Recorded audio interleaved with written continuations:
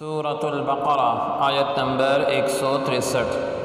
اعوذ باللہ من الشیطان الرجیم، بسم اللہ الرحمن الرحیم۔ ان فی خلق السماوات والارض واختلاف اللیل والنہار والفلك التي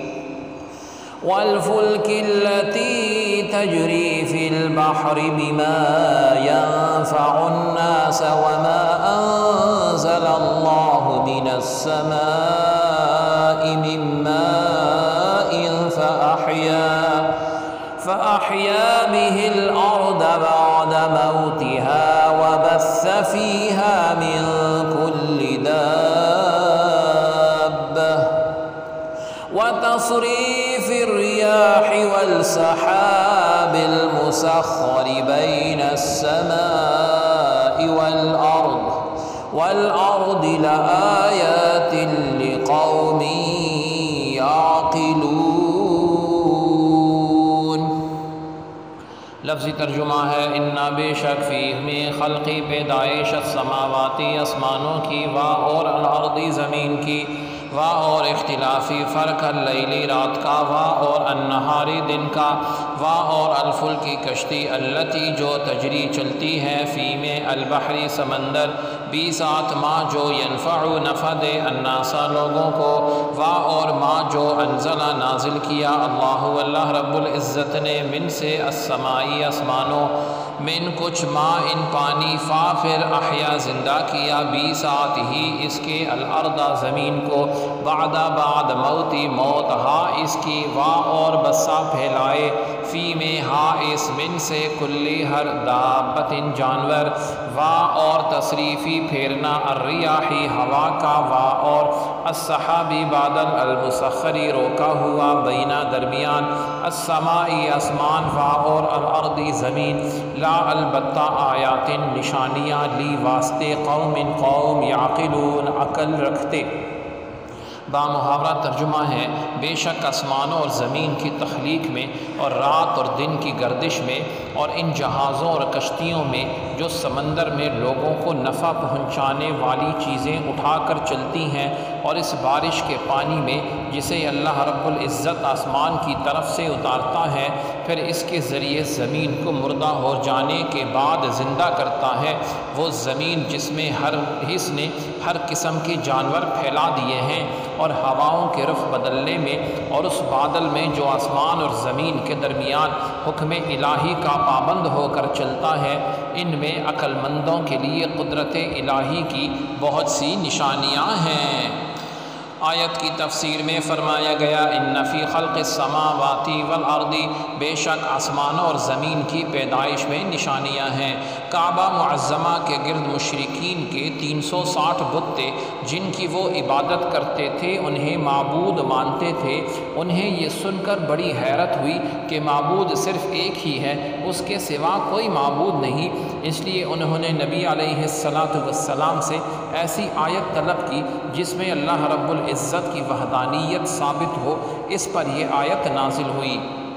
اور انہیں یہ بتایا گیا کہ آسمان و زمین کی تخلیق، آسمان کی بلندی، اس میں چمکتے ہوئے ستارے، اس کا بغیر ستونوں کے قائم ہونا، سورج چاند ستاروں کے ذریعے اس کی زینت، سب اللہ تعالی عز و جل کی قدرت کی نشانیاں ہیں۔ یوں ہی زمین اور اس کی وسعت اور اس میں موجود پہاڑ، معدنیات، جواہرات، اس میں رواں سمندر، دریا، چشمے، اس سے اگنے والے درخت، سبزہ، پھل پھول، نباتات، شب و روز کا آنا جانا، رات دن کا چھوٹا بڑا ہونا، سمندر میں بھاری بوجھ کے باوجود کشتیوں کا تیرنا، لوگوں کا اس میں سوار ہونا، سمندری عجائبات، ہواؤں کا چلنا، سمندر کے ذریعے مشرق و مغرب میں تجارت کرنا، سمندر سے بخارات کا اٹھنا، بارش کی صورت میں برسنا، بارش سے خشک اور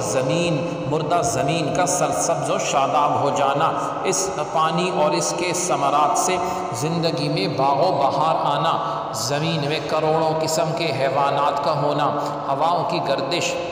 ان کے خواص و عجائبات، یہ تمام چیزیں اللہ تعالیٰ عز و جل کے علم و حکمت اور اس کی قدرت و وحدانیت پر عظیم دلیلیں اور نشانیاں ہیں۔ یہ سارا تو ایک قسم کا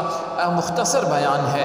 تو ان چیزوں پر ہر ایک پر جداگانہ غور و فکر انسان کرے تو اللہ رب العزت کی قدرت کے ایسے عظیم الشان کرشمے نظر آتے ہیں کہ انسانی عقل دنگ رہ جاتی ہے۔ کائنات میں انتہائی کثرت سے پائی جانے والی ہوا پر ہی غور کر لیں تو اس میں نہ جانے کتنی گیسیں، کتنی تاثیرات اور ضروریات انسانی کی کتنی بنیادی چیزیں ہیں۔ صرف یہی دیکھ لیں، اگر ہوا نہ ہو تو تمام انسان 10 منٹ کے اندر مر جائیں، زمین کے اوپر اور ہوا میں پائے جانے والے جانوروں کی حیات ختم ہو جائے۔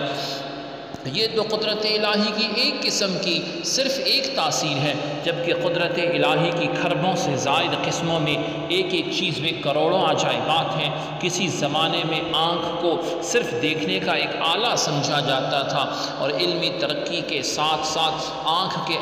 ایسے ظاہری اور باطنی اور جسمانی اور روحانی عجائبات سامنے آ رہے ہیں کہ اب صرف آنکھ سے متعلقہ علوم کی اقسام نہ جانے کتنی ہیں، اور لاکھوں لوگ اس علم کے ماہر ہونے کے باوجود اس بات کا دعویٰ نہیں کر سکتے کہ ہم نے آنکھ سے متعلق ہر چیز کا علم حاصل کر لیا ہے۔ اس آیت مبارکہ میں سائنسی علوم کی طرف بھی اشارہ فرمایا گیا ہے کہ یہ در حقیقت اللہ رب العزت کی معرفت حاصل کرنے کا ذریعہ ہے۔ اس لیے علماء نے اس آیت مبارکہ اور اس کی تفسیر میں یہ بھی جو ہے بتایا ہے کہ سائنسی علوم بھی معرفت الہی حاصل کرنے کا، یعنی اللہ رب العزت کی پہچان حاصل کرنے کا ذریعہ ہے۔ جتنا سائنسی علم زیادہ ہوگا اتنی ہی اللہ تعالیٰ کی عظمت اور قدرت کی پہچان زیادہ ہوگی۔ لہٰذا اگر کوئی دین اسلام کی خدمت اور اللہ تعالیٰ کی معرفت کی نیت سے سائنسی علوم سیکھتا ہے تو یہ بھی عظیم عبادت ہوگی۔ نیز اللہ تعالیٰ عز و جل نے جو کائنات میں غور و فکر کا حکم دیا ہے یہ اس حکم کی تعمیل بھی قرار پائے گی۔